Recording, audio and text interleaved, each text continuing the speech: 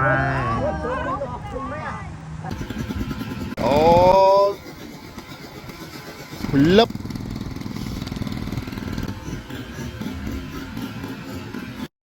เลยจอมthôi vậy nó ngoài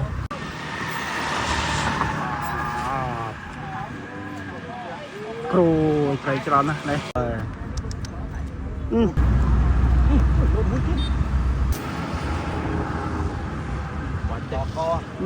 ngang đi lời trong thôi nó ngoài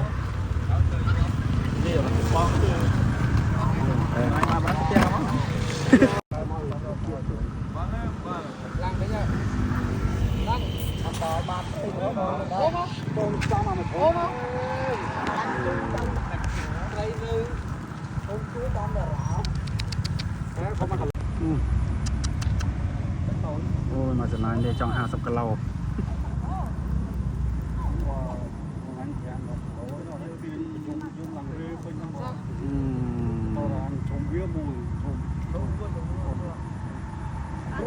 ngoài mà giờ này nhưng mà phay cái lầu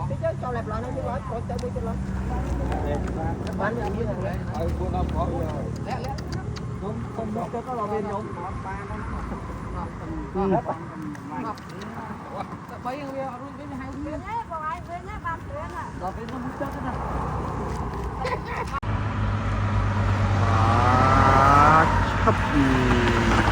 cái này này wow cái này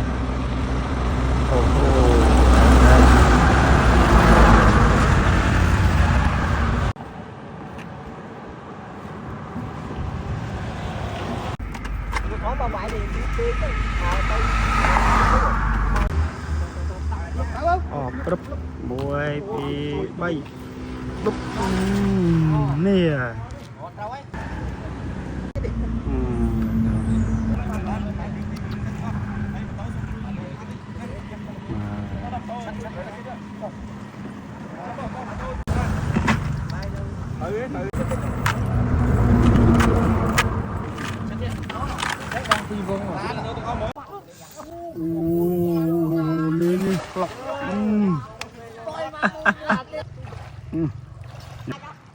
nè chó là nè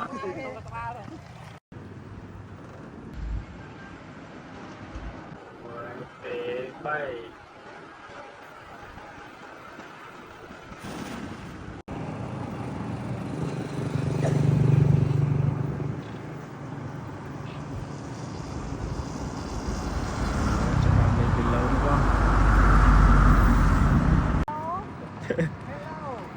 mỏi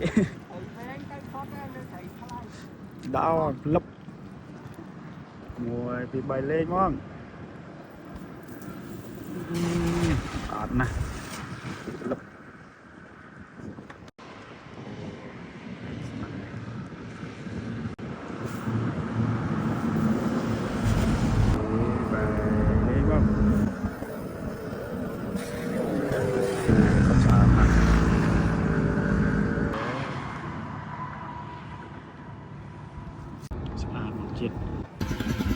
ô